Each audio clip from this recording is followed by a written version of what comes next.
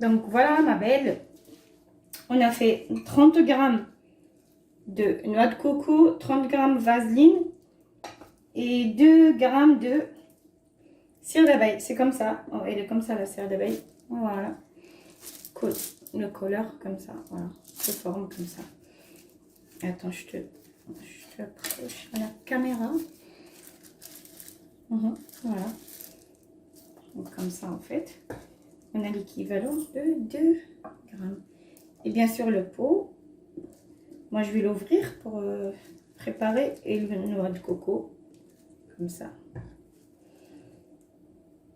Et on a déjà préparé le petit feu et la casserole, tout bien nettoyé, désinfecté bien sûr.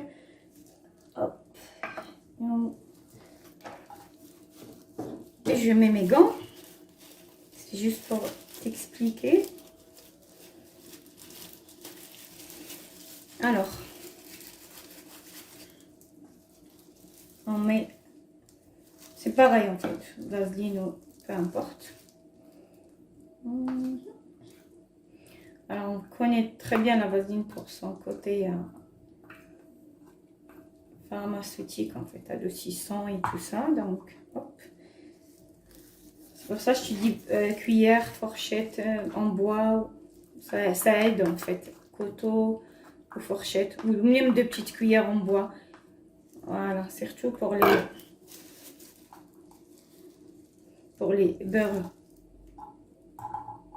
vaseline et l'huile de noix de coco. Ça en fait, ça colle à la cuillère, donc ça serait bien d'avoir 2 petites cuillères, ou cuillère couteau, cuillère fourchette, peu importe. Alors on va laisser fondre un peu. On regarde, ça commence déjà. Voilà. Voilà, ça commence déjà à fondre. On peut de suite rajouter de l'huile de noix de coco, au beurre de noix de coco, parce que quand elle est solide, on dit aussi noix. Beurre, on dit beurre. Voilà. Alors, je vais profiter pour te parler de bienfaits de l'huile de noix de coco. Alors, elle contient de la vitamine E, qui est bien sûr anti-rides et anti-âge. Elle contient aussi de l'acide voilà, l'acide laurique. Elle pénètre très facilement sur la peau par rapport à d'autres huiles ou d'autres beurres cosmétiques. Voilà, je mélange en même temps, donc il faut laisser doucement. Alors là, dans cette recette, pas besoin de rajouter des huiles essentielles, parce qu'en fait, pour parfumer au côté, voilà, plus côté parfum, je préfère moi garder le parfum de huile de noix de coco. Ça sent trop bon en plus. Moi, je kiffe. Donc je garde, c'est pour ça que cette recette, je dis qu'elle va être simple, pas trop d'ingrédients.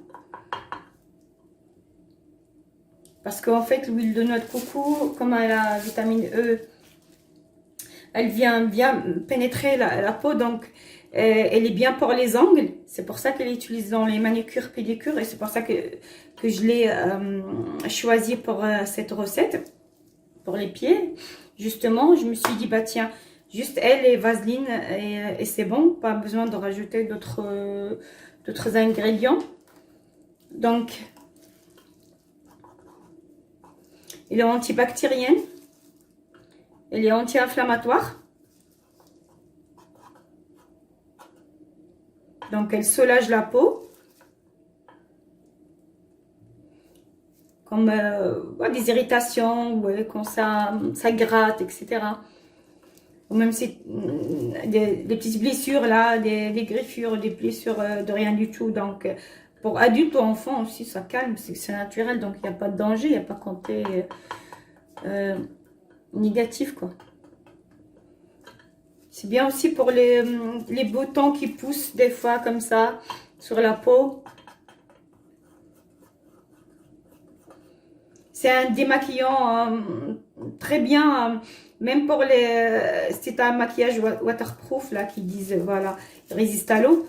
Eh ben, l'huile de noix de coco, elle peut bien nettoyer la peau. Donc c'est un démaquillant à la perfection, quoi. Donc voilà, c'était pour les bienfaits de l'huile de noix de coco. Tu peux encore faire des recherches de ton côté si tu as envie. En tout cas, moi, c'est un ingrédient que j'ai à la maison tout le temps, quoi. Parce que je sais qu'elle a beaucoup de bienfaits sur la peau, les cheveux. Dans la cuisine, on utilise aussi dans la cuisine. Donc, il y en a beaucoup de gens, moi, je ne fais pas, mais il y a beaucoup de gens qui cuisinent avec l'huile de noix de coco. Moi, l'été, je la garde au frigo. Et je la sors 2 heures avant la préparation. Mais l'hiver, là, comme là, je la laisse dans un petit placard avec les autres huiles et toutes les plantes que j'ai. J'ai un petit placard où j'ai rangé tous mes produits.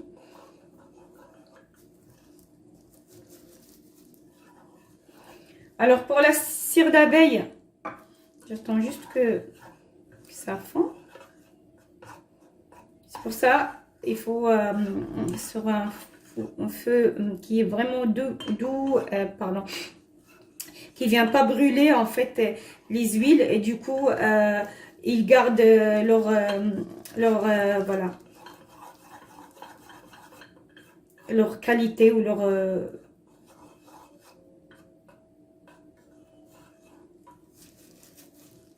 voilà, ils gardent leur bienfait, quoi. Donc la cire d'abeille, c'est juste un émulsifiant mais qui est naturel. Voilà, ce qui est bien sûr qu'ils sont 100% naturels.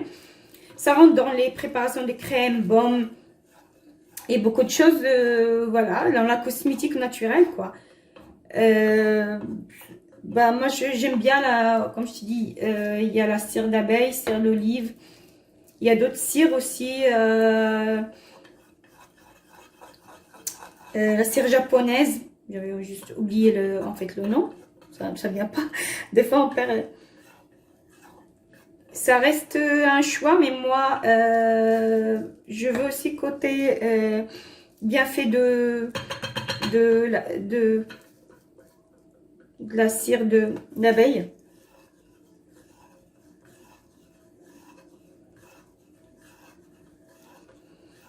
En fait, c'est grâce à elle qu'on peut venir faire le mélange, épicer la recette ou voilà, ou les ingrédients ensemble.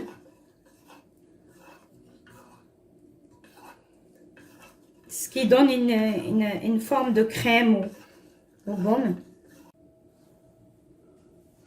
Donc voilà, moi je te conseille de mettre toujours un truc comme c'est chaud, donc soit en bois, soit un support en bois ou peu importe ce que tu as chez toi. Ne commence pas à acheter plein de choses pour rien, non, mais ce que tu as chez toi déjà.